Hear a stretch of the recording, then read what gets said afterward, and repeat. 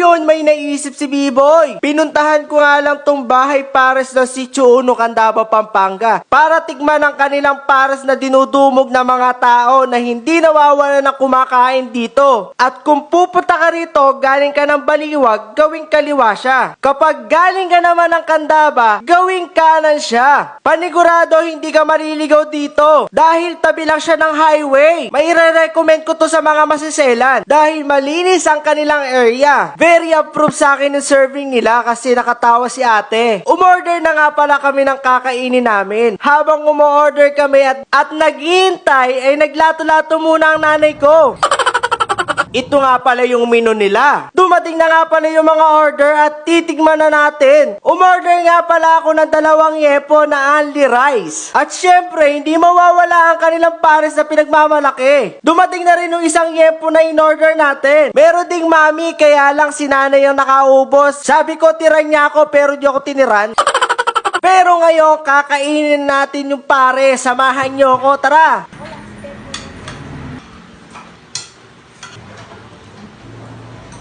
Ito yung pinagmamalaki nilang pares.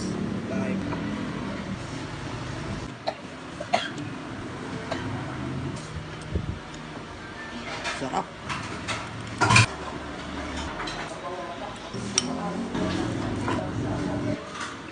Only rice pa. Try din natin tong yempo.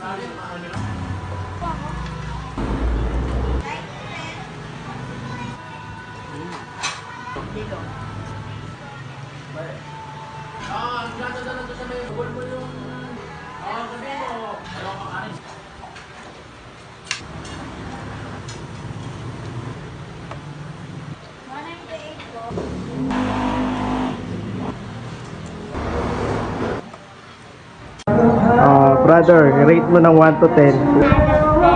At hindi nga pala kami nabigo sa lasa. 11? Nasarapan ka ba?